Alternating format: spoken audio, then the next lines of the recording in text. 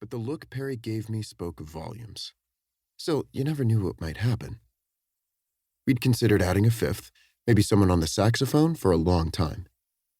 We didn't talk about the reason Heather left, but it had everything to do with Perry. They'd started dating, and it all went downhill from there, which sucked so bad, especially since we'd had a good thing going. We walked off the small stage, Perry reaching for a hand towel to wipe his brow, and headed to the bar for refreshments. On the way, we were greeted by fans who loved listening to live bands. This was our community, and we reveled in it because everyday life could be a grind. "Great job, guys," one guy said. "Love the new song," another called out. "Thanks," I replied, my cheeks striped pink. But it felt good. Lydia, the bartender, already had our beers lined up, and we gulped the cool liquid without any chatter between us. We brought water on stage, but I was still parched from playing, the tang of the blunt we'd shared before the show still on my tongue, one of our rituals. "Lydia's gonna make you wash dishes," Ellis said, pointing to my hand. Some blood from my thumb had smeared across the glass because my callus had broken open. No doubt I'd have to clean the mess off my strings as well. The life of a musician. At least for a guitarist who didn't use a pick. I'd just never taken to one, preferring to hammer away at the strings with my fingers. It felt more organic, the music vibrating in my gut when I really got going. Some of the best musicians use their bare hands, Jeff Beck, for one, so it added an extra layer of creativeness to do the same.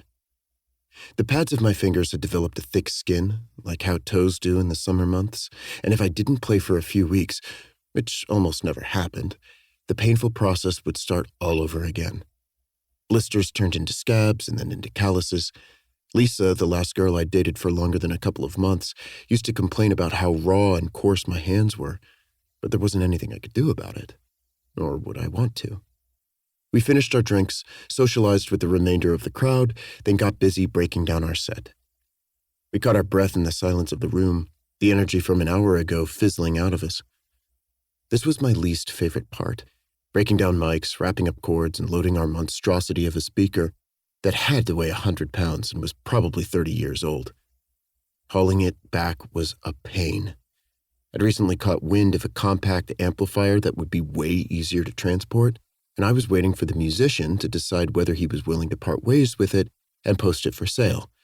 Sometimes we were a superstitious bunch. Still, replacing faulty or ancient equipment got expensive.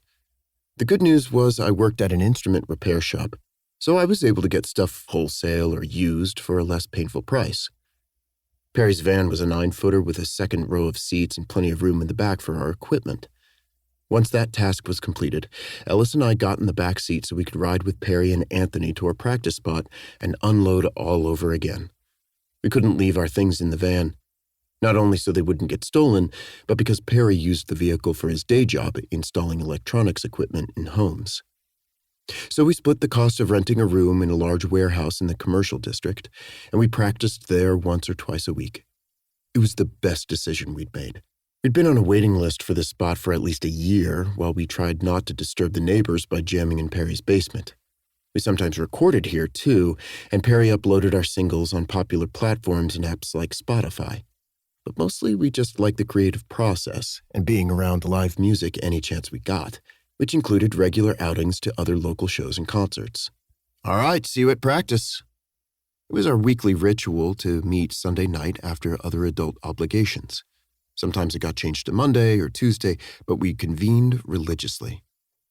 We high-fived each other, then headed to our cars. Ellis and I driving together since we lived in the same apartment building. Last year, when I told Ellis that there was an opening for a unit on the first floor of my building, which was a bit dated but had affordable rent, he jumped at the chance. He'd been staying with his mom and stepdad since his divorce. We all knew he and Gail were a mismatched couple, but we'd still hoped for the best. They lasted 5 years, and thankfully didn't have any kids, but I knew he'd make a great dad someday. I'd never been married, and honestly, I never thought I would be. I dated plenty, though.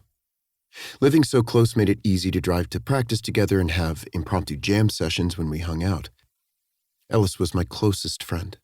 We'd seen each other at our worst, but we each had our own lives and full ones at that.